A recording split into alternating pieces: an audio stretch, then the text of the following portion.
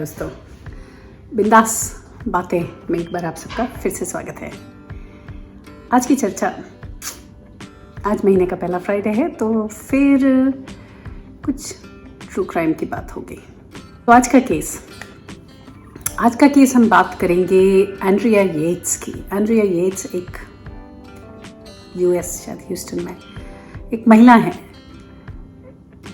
जिन्होंने 20 जून 2001 के दिन अपने 4 लड़के और छोटी लड़की को मार डाला, डुबो के मार डाला।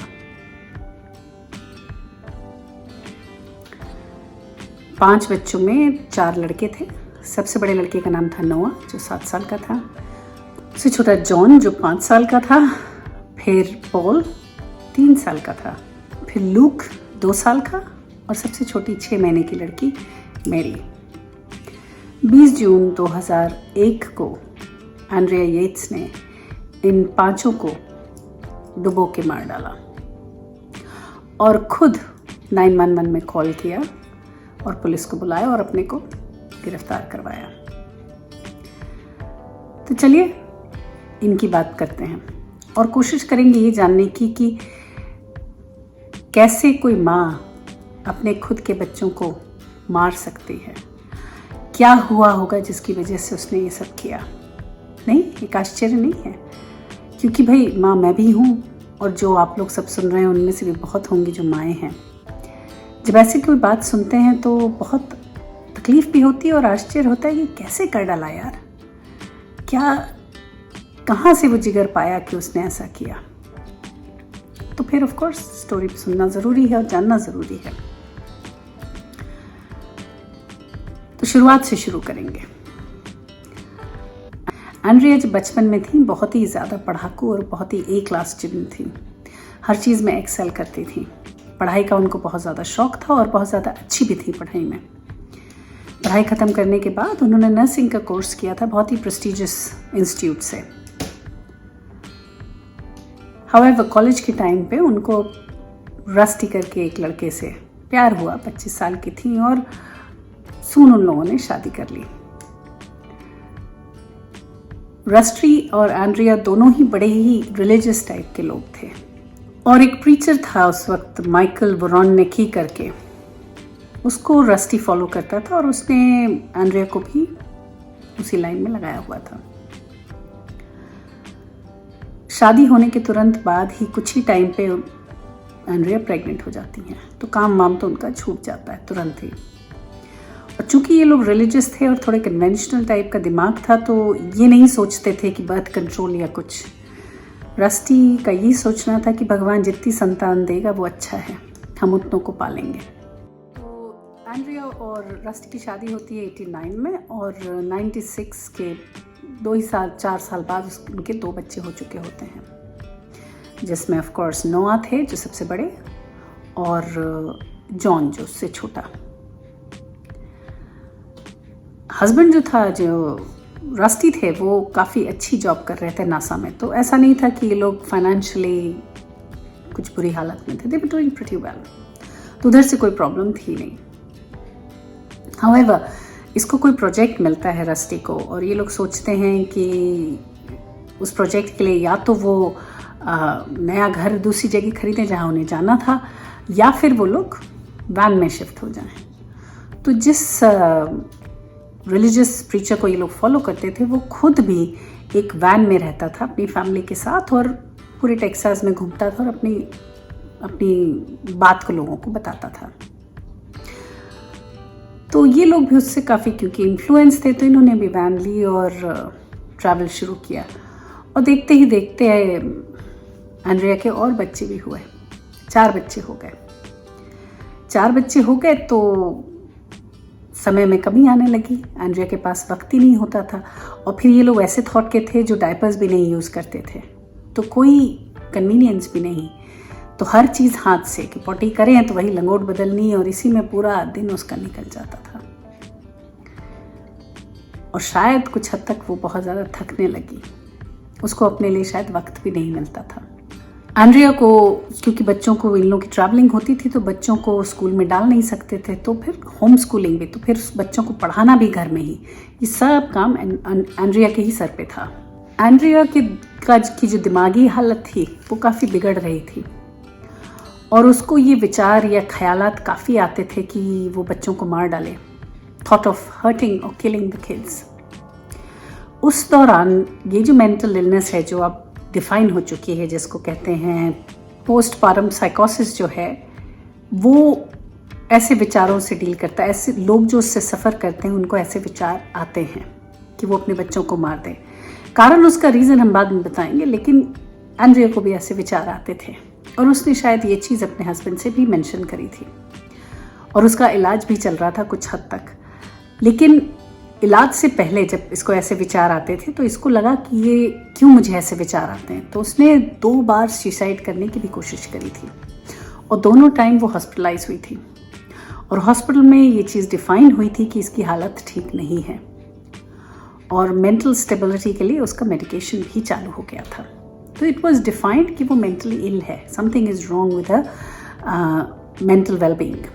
दवा खाती थी, दवा खाने की वजह से काफ़ी इम्प्रूवमेंट हो गया था। इम्प्रूवमेंट इस हद तक था कि वो वापस से नॉर्मल हो गई थी, बच्चों को बहुत प्यार था, सब कुछ नॉर्मल हो गया था घर में। इनफैक्ट रस्टी और इनका रिलेशन और भी स्ट्रॉन्ग हो गया। और इस समय फिर इन्होंने क्या सोचा, इन्होंने सोचा अरे सब कुछ तो ठीक है, चलो एक बच्चा और कर लें। और इनका 5वां बच्चा आ गया, वो थी मैरी जो 6 मंथ्स की थी। नवंबर 2000 में उसकी पैदाइश हुई। लड़की थी, सब पहली लड़की, तो ये लोग खुश भी बहुत थे। जब प्रेग्नेंट थी वो मैरी से, उस वक्त नहीं होता कि हम लोग भी सोचते हैं कि अगर प्रेग्नेंट हो तो दवा ववा नहीं खानी चाहिए क्योंकि पता नहीं बच्चे पे क्या असर हो, तो बच्चा हेल्दी रहे उस दौरान, इसलिए एंड्रिया ने सारी दवाइयाँ जो उसकी मेंटल हेल्थ की थी सब बंद कर दी। बच्चा तो हेल्दी हुआ, लेकिन ऑफ कोर्स दवा ना खाने की वजह से एंड्रिया की हालत फिर बिगड़ने लगी और ऑफ एंड ऑन उसको फिर ये ख्याल आते थे कि मैं बच्चों को मार दूं या खुद मर जाऊं। तो उसको जब भी बच्चों की बात आए याद तो वो लगे कि मैं बच्चों को कैसे मारूं, तो बहुत गलत होगा, तो वो अपने आप को मारने की कोशिश करे या हार्म करने की कोशिश करे। मेरी की पैदाइश के कुछ ही टाइम बाद एंड्रिया के फादर की डेथ हो जाती है। एंड्रिया के फादर एक ऐसे व्यक्ति थे जो एंड्रिया से बहुत क्लोज थे और एंड्रिया भी उनसे बहुत क्लोज थी। उनकी डेथ होती है तो इसकी हालत और बिगड़ जाती है। एंड्रिया के दिमाग में ऐसे विचार आते थे कि वो उसके जो बच्चे हैं वो बड़े होके सब ईवल हो जाएंगे, कोई सब गलत काम करेंगे और उन चीज़ों से बचाने के लिए उसको कुछ करना है। फिर उसको ऐसे विचार भी आते थे कि उसको उसकी बॉडी या जो उसके एक्शंस हैं they are controlled by Satan, कि डेविल उनको कंट्रोल करता है और सारे काम जो वो करती थी वो उसकी इंस्ट्रक्शंस पे करती थी। ये सब जो हेलुसिनेशंस होते हैं, डिल्यूजन्स होते हैं, ये सब पोस्टपार्टम साइकोसिस के सिम्टम्स हैं। ये इसको बहुत होता था। हाँ, तो इसकी हालत और बिगड़ने लगी थी। लेकिन चूंकि उस वक्त इस मेंटल डिजीज़ या मेंटल इलनेस का ज़्यादा कुछ जानकारी नहीं थी लोगों को, तो इस चीज़ को उतना सीरियसली लिया नहीं गया, जबकि इतने सारे बड़े बड़े साइंस थे। वो वापस घर आ गई। इस वक्त ये वक्त वो था कि जब ये लोग वैन और बस से हट चुके थे और वापस एक घर में रहते थे। 20 जून की बात है और जो डॉक्यूमेंट्री मैंने देखी उसमें जिस हिसाब से उन्होंने बताया, ऐसा लगता है कि कई बार उसने ऐसी बात रस्टी से कही भी है कि मुझे मन होता है मैं बच्चों को मार दूं, क्योंकि ये जो खुद के सुसाइड अटेम्प्ट्स थे वो इसीलिए थे कि वो इस चीज़ को अवॉइड कर सके कि मैं बच्चों को कैसे मारूं, मैं अपने को ही मार देती हूँ। पर हर बार वो अनसक्सेसफुल हुई थी। 20 जून 2001 9:48 सवेरे, ट्यूसडे था, उसने 911 को कॉल किया और कहा कि मेरे घर पे पुलिस भेजो। 911 वाले ने पूछा भाई क्या बात है, क्यों चाहिए पुलिस? कहते नहीं बस पुलिस भेजो, यहाँ कुछ हादसा हुआ है। ठीक से कॉल मुझे समझ में नहीं आया। फिर उसने उसके 8 मिनट बाद अपने हस्बैंड को फ़ोन किया जो काम पे था और उसको अर्जेंटली घर बुलाया। उसने कहा कि बस अब वक्त आ गया है कि तुम घर आ जाओ। उसने क्या किया था, सवेरे के वक्त की बात है, उसने बच्चों को सबको खाना वाना खिलाया अच्छे से। जब वो सब उठ गए थे सबको खाना खिलाया। उसके बाद उनके नहाने की तैयारी करी टब में पानी भरा और फिर एक एक करके सबको उस पानी में डुबा दिया। और डुबाने के बाद सबको अपने जो मास्टर बेडरूम का बिस्तर था उसमें लिटा के उड़ा के लिटा दिया। नोआ जो है, जो 7 साल का था, वो काफ़ी बड़ा हो चुका था, तो उसमें थोड़ा ताकत भी थी, तो उसने कोशिश करी थी बार बार पानी से बाहर आने की, और ये भी कोशिश करी थी कि वो अपनी मम्मी को बोले कि मम्मा मैं अच्छा बच्चा रहूँगा, प्लीज़ ऐसा मत करो। लेकिन पर एंड्रिया ने उसको दुगनी ताकत से धक्का देके डुबा के उसने मार डाला था। जब बिस्तर में बच्चों को लिटाया था तो जॉन, जो उसका दूसरा लड़का था, वो कहते हैं थोड़ा बहुत अच्छा बच्चा मानती थी। तो जो मैरी थी, क्योंकि मैरी बहुत छोटी थी, तो उसको उसके आर्म पे लिटाया था। ऐसे करके नहीं लिटाते बच्चों को, तो वैसे उसको लिटाया कि जॉन की निगरानी में रहे मैरी हर वक्त। Very very very tragic. और एंड्रिया का जब इंटरव्यू होता है तो एंड्रिया कहती है कि एंड्रिया से पूछा जाता है कि तुम किस इंटेंशन से तुमने किया जो किया। कहती नहीं, मैंने बाथटब भरा था कि मैं बच्चों को मार डालूं। तो उससे पूछा जाता है कि भाई तुम्हें क्या लगता है तुमने ऐसा क्यों किया। तो कहती है क्योंकि सेटन ने मुझे कहा था ऐसा करने को, और मुझे पता है ये गलत है, लेकिन मुझे करना ही था, और उसने किया। हस्बैंड जब घर आता है तो वो टूट के रोने लगता है एकदम बुरी तरह, और चिल्ला चिल्ला के बोलता है एंड्रिया तुमने कर दिया, आखिरकार तुमने बच्चों को मार ही दिया। लेकिन रस्टी के इंटरव्यूज जितने भी हैं उसमें उसने एक बार भी, इनफैक्ट मर्डर या ये डेथ्स, बच्चों की डेथ्स के बाद भी तुरंत इमीडिएटली उसने ये नहीं बोला कि एंड्रिया की फॉल्ट है। उसने हमेशा एंड्रिया को विक्टिम ही माना पूरी सिचुएशन में। उसने हमेशा यही कहा कि वो मेंटली ठीक नहीं थी, तो जो भी उसने किया ये तो होना ही था, आज नहीं तो कल। और इसके लिए वो दुखी था क्योंकि एंड्रिया को इस सत्य के साथ या इस दुख के साथ उम्र बितानी है। कितनी तकलीफदायी स्थिति। फरवरी 2002 में ट्रायल इसका स्टार्ट हुआ, और फर्स्ट ट्रायल में ऐसा हुआ कि उसको गिल्टी करार किया। अच्छा, ट्रायल में एक बड़ी खास बात ये हुई थी कि जो बंदा जो लॉ एंड ऑर्डर के एपिसोड्स लिखता है उसमें जिस डॉक्टर का कोई लोग कंसल्ट करते थे वो भी एज विटनेस आया था, और उसने उस ट्रायल में ये बोला कि लॉ एंड ऑर्डर में कोई एक एपिसोड था जिसमें ये दिखाते हैं कि माँ ने बच्चों को डुबा दिया और वो फिर भी बच जाती है, उसको डेथ सेंटेंस नहीं होती, और शायद एंड्रिया ने उसको देखकर ऐसा किया। तो उस बेसिस पे वो जो उस दिन का ट्रायल था, उस समय का, उसको फटाफट इसमें गिल्टी करार कर दिया गया था, और उसको एक हेल्थ फैसिलिटी, कोई एक जेल था जहाँ सिर्फ पागल लोग रहते थे, वहाँ भेजा था। Now that jail was very dangerous क्योंकि बाकी सब लोग बहुत ही दिमागी तौर पे बुरी हालत में थे और सब मर्डरर्स थे, तो वहाँ इसकी सेफ्टी को भी बहुत खतरा था, लेकिन इसको वहाँ भेज दिया गया। इसका जो लॉयर था वो इस बात से को नहीं मानता था, उसको लगता था कि नहीं, एंड्रिया एज ए विक्टिम। तो उसने वापस से केस जानने की कोशिश की कि लॉ एंड ऑर्डर का कौन सा एपिसोड था जिस पर वर्डिक्ट हुआ है, जिसके बेसिस पे खोजा, तो देखा ऐसा कोई भी एपिसोड नहीं था जो टेलीकास्ट हुआ हो। बाद में डॉक्टर से बात की तो डॉक्टर ने उसके बारे में माफ़ी मांगी। इस चक्कर में ट्रायल फिर से चालू हुआ। जनवरी 2005 में ट्रायल को न्यू ट्रायल स्टार्ट करने का ग्रांट मिल गया, तो न्यू ट्रायल हुआ। जब न्यू ट्रायल हुआ उसमें सारे जो भी थे वापस से खुले, वापस से बातें हुई, वापस से पोस्टमार्टम साइकोसिस की बात हुई और मेंटल इलनेस की बात हुई, और उसका रिजल्ट ये आया कि उसको नॉट गिल्टी माना गया on the basis of mental illness. और ऑफ कोर्स उसको पहले सेंटेंस में लाइफ इम्प्रिजनमेंट मिला था। इसमें भी इम्प्रिजनमेंट तो नहीं, हेल्थ इंस्टीट्यूट में कहीं उसको जाने का, और विदाउट सुपरविजन वो आज भी नहीं घूमती, वो वहीं रहती है पूरे समय और उसको सुपरवाइज किया जाता है। उसकी सबसे बड़ी सज़ा ये है कि उसको उम्र भर इस गिल्ट के साथ रहना है, इस गिल्ट के साथ रहना है कि उसने अपने बच्चों को मार डाला और बिना बच्चों के रहना है। और बच्चों के वीडियोस इतने सारे हैं ऑनलाइन, मैं तो सोचती हूँ तो मुझे तकलीफ़ होती है कि ऐसा नहीं है कि उसको घर जाके या कहीं से वीडियोस मंगाने हैं। आप ऑनलाइन जाके अगर आप देखें तो there are so many videos of the kids as well, कि घर में उनका बर्थडे हो रहा है, ये हो रहा है, कोई एक्टिविटी चल रही है, मस्तियाँ हैं, बच्चों के बहुत सारे वीडियोस हैं। तो वो तो कुछ भी देख सकती होगी शायद। तो इस दर्द और इस खौफ और इस अकेलेपन के साथ उसको उम्र बितानी है। जब उसका ट्रायल शुरू हुआ था तो रस्टी ने उसको फिर अंत में डिवोर्स दे दिया। रस्टी अब दोबारा शादी कर चुके हैं एक्चुअली। फर्स्ट ट्रायल के बाद ही उन्होंने दोबारा शादी करी थी और उनके अब एक लड़का है जो हेल्दी है और बहुत अच्छे से वो अपनी नई बीवी के साथ रहते हैं और ये अपना हेल्थ इंस्टीट्यूट में ही रहती है।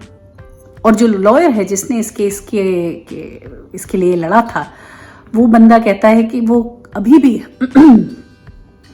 भी हफ्ते में एटलीस्ट 4 बार उससे फ़ोन पे बात करता है और कहता है कि रिश्ता कुछ बाप और बेटी जैसा हो। काफ़ी एल्डरली है लॉयर। उसने कहा रिश्ता कुछ उसका और एंड्रिया का रिश्ता कुछ बाप बेटी जैसा हो गया है और वो जो क्लाइंट और सोलिसिटर का रिश्ता था वो काफ़ी पहले ही ख़त्म हो गया था। तो वो काफ़ी क्लोज हैं और वो एक दूसरे से काफ़ी बातें करते हैं। तो फिर इस स्टोरी में सबसे बड़ा जो पॉइंट था वो था पोस्टपार्टम साइकोसिस। अब इस बीमारी के बारे में जानना बहुत ज़रूरी है क्योंकि ये बीमारी औरतों को ही होती है। रेयर है लेकिन होती है और बहुत सीवियर होती है। 1000 में से किसी एक औरत को होगी ये बीमारी, तो इतनी कॉमन नहीं है लेकिन बहुत खतरनाक बीमारी है। इस बीमारी में लोगों को यूजुअली बच्चे के बर्थ के बाद शुरू होती है और ऑफ कोर्स कारण उसका कुछ भी हो सकता है। कारण रिलेटेड होता है कि शायद आपकी स्लीपलेस नाइट्स हों क्योंकि बच्चा पैदा होता है तो उसके बाद आप सो नहीं पाते हो ठीक से, माएँ सो नहीं पाती हैं, अपनी केयर नहीं कर पाती हैं। कई बार जो प्रेगनेंसी के समय जो दर्द होता है उसकी वजह से, डिलीवरी के समय उसकी वजह से भी हो जाता है। कई बार अगर फैमिली में ऐसी कोई हिस्ट्री हो उसकी वजह से भी होता है। कई बार जो डिलीवरी के समय आपकी बॉडी में हार्मोनल चेंजेस होते हैं, गलत हार्मोन्स रिलीज होने की वजह से दिमाग थोड़ा इधर उधर हो जाता है। इस डिजीज में आप रियलिटी से आपकी पकड़ छूटने लगती है और आप ये डिफ्रेंशिएट नहीं कर पाते हो कि क्या सच है और क्या आपका इमेजिनेशन, क्योंकि जो दिमाग है आपके साथ खेलता है, ट्रिक्स खेलता है। तो बहुत तकलीफ वाली स्थिति में आप रहते हो। अब इसके सिम्टम्स भी थोड़ा बात कर लें क्योंकि हम लोग इन चीज़ों को मायने नहीं देते ना।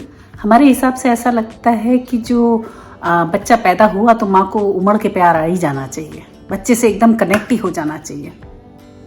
पर ऐसा हर बार नहीं होता क्योंकि औरतें बहुत ज़्यादा उस वक्त उतार चढ़ाव से जाती हैं, तो जो भी उनके शरीर में चेंजेस हो रहे हैं वो उनके दिमाग पे भी असर कर सकते हैं। तो इस चीज़ को बहुत सीरियसली सोचना चाहिए। और कोई लोग अगर वहाँ हैं जो ऐसा सोचते हैं तो वो ये ना सोचें कि वो खराब माएँ हैं, वो ये समझ जाएं कि उनके दिमाग में कुछ गड़बड़ चल रहा है और उसका इलाज करवाएं। तो इसके जो साइंस हैं वो बताते हैं। तो सबसे पहले तो ये होता है कि दिन भर के जो टाइम है उसका ओरिएंटेशन बिगड़ने लगता है आपका। आप डिसओरिएंटेड रहते हो, आपको समझ नहीं आता दिन है शाम है, सुबह के 10 बजे शाम के 10 बजे क्या है। नहीं, कई बार होता, हम लोग बचपन में सोते थे दोपहर में तो शाम को उठते थे तो कई बार लगता था कि ये अर्ली मॉर्निंग है, वैसा कुछ कि दिमाग में हर चीज़ फोगी हो जाती है और दिमाग में विचार ओवरलोडेड। सिवियर एंग्जाइटी आप महसूस करते हो और कई बार एजिटेशन भी बहुत होता है, इरिटेशन, डिप्रेशन। बहुत बड़ा सिम्टम इंसोम्निया। आपको लगता है कि आप थोड़ी सी नींद में ही आप सर्वाइव कर जाओगे और कई बार आप दिनों तक सोते नहीं हो तो आपका दिमाग और आपसे खेलने लगता है। फिर डिल्यूजन्स, कई बार आपको ऐसा लगने लगता है जो आपके हमदर्द हैं या जो आपके घर वाले हैं वो आपको जासूस जैसे दिखने लगते हैं, या आपको लगता है कि अरे ये तो कोई दूसरा बहरूपिया है ये लोग। तो अलग अलग डिल्यूजन्स आने लगते हैं।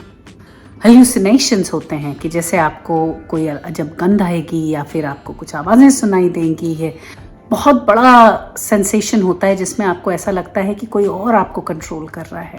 जैसे एंड्रिया के केस में था कि उसको लगता था कि सेटन, द डेविल इज कंट्रोलिंग, कि जो भी वो कर रही है वो उसकी इंस्ट्रक्शंस पे करती है। और आखिरी और सबसे इम्पोर्टेंट कि आपको ऐसे विचार आते हैं कि आप अपने बच्चों को मार डालो।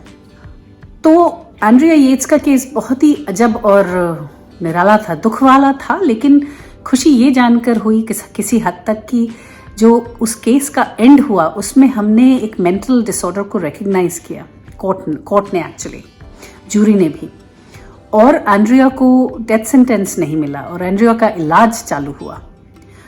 और ऑफ कोर्स उसका जो लिविंग एनवायरनमेंट था वो बेटर हो गया कि वो हॉस्पिटल एनवायरनमेंट में है, वो केयरिंग वेलबिंग एनवायरनमेंट में है, ऐसा नहीं कि उसको जेल में कातिलों के बीच डाल दिया है। तो that was a fresh thing. जो बच्चे जिनकी जान गई वो तो बहुत ही दुखदाई है, बहुत ही ज़्यादा। उसका तो कोई इलाज नहीं, पर वही है कि जो अच्छे सोल्स होते हैं वो कम दिन रहते हैं ना धरती पे। और फिर वही एंड्रिया को ऐसा लग रहा था जब वो मार रही थी कि वो बच्चों को हेल जाने से रोक रही है, तो she is making them go to heaven, क्योंकि उसके हिसाब से सेटन ये बोल रहा था कि बच्चे सब बड़े होके खराब काम करेंगे। Very very very sad. चलिए, तो इस वीडियो का मकसद यही है कि हम सब औरतें एक दूसरे का ख्याल तो रखें, लेकिन आपस में खुद अपना ख्याल ज़रूर रखें और अपने मेंटल वेलबींग का ख्याल ज़रूर रखें। जहाँ या जब ऐसा लगे कि कुछ असर दिमाग पे हो रहा है गलत, तो प्लीज़ उसको सीरियसली लें और सही लोगों के पास जाएं इलाज, यानी डॉक्टर्स के पास जाएं इलाज के लिए, और उसको डिस्कस करें, पता करें क्या है प्रॉब्लम, क्यों है। कोई भी थॉट छोटा या खराब या बेकार या बेफजूल का नहीं होता। जो अगर दिमाग में कोई विचार आया है तो उसकी जांच परख कर लेना ही बेहतर है। चलिए, काफ़ी लंबा हो गया, देखती हूँ कितना छोटा कर पाती हैं एपिसोड को। एनीवेज, आज के लिए सिर्फ इतना ही। अगले हफ्ते फिर मिलेंगे किसी और बात, किसी और चर्चा के साथ। तब तक के लिए आप देखते रहिए बिंदास बातें and take care. Bye bye.